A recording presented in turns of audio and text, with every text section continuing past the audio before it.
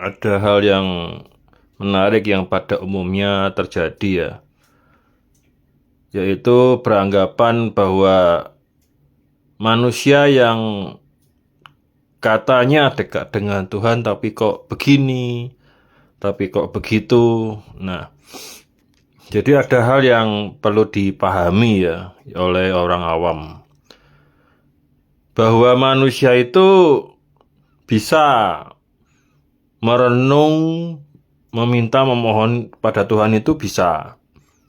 Tetapi Tuhanlah yang mendekati manusia. Manusia tidak bisa mendekati Tuhan karena beda level. Level dari kesuciannya terutama. Itu. Jadi manusia itu tetap manusia, bukan malaikat. Manusia itu tetap memiliki keterbatasan dan kelemahan. Jadi pandangan yang bahwa manusia itu manusia super baik, super suci apabila bisa berkomunikasi atau mendapatkan tanda dari Tuhan itu suatu anggapan yang tidak benar. Karena apa? Karena ukuran atau standar atau mata atau pandangan dari Tuhan itu beda dengan manusia. Tuhan itu bisa memaklumi kelemahan-kelemahan manusia pilihannya. Beda dengan manusia pada umumnya.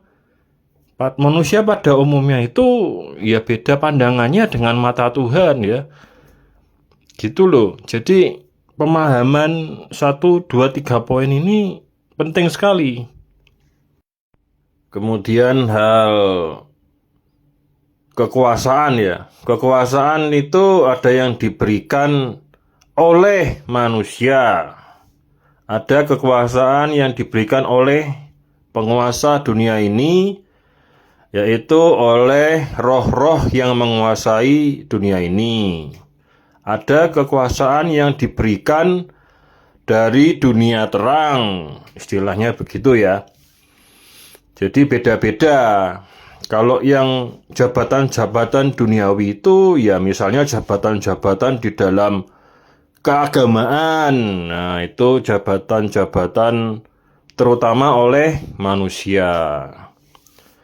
Ataupun jabatan-jabatan spiritual yang dipercaya oleh suatu tradisi lokal. Nah, itu beda lagi dengan yang berasal asli dari atas sana, itu beda.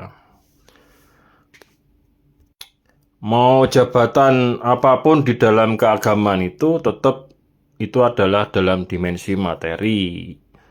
Terutama dalam hal kehormatan duniawi. Tidak menjamin dari kualitas hierarki di surga. Beda, hierarki di dunia ini itu beda dengan hierarki di surga. Jangan disamakan. Kemudian hal lainnya adalah bahwa Tuhan itu berupa roh ya, ruh. Bukan berupa benda atau materi, bukan. Tuhan itu omnipresent. Omnipresent itu tidak dibatasi oleh ruang dan waktu. Roh Tuhan itu bisa di mana-mana dalam waktu yang bersamaan.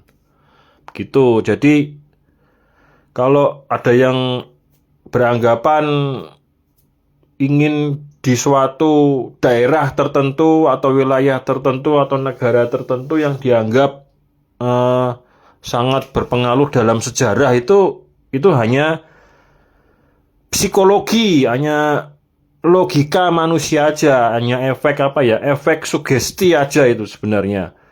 Jadi kalau kita dihubungi oleh Tuhan itu bisa menghubungi kita dimanapun dan waktu kita apapun tuh bisa dihubungi. Waktu kita nyetir di mobil juga bisa dihubungi. Waktu sedang duduk makan di restoran bisa juga dihubungi.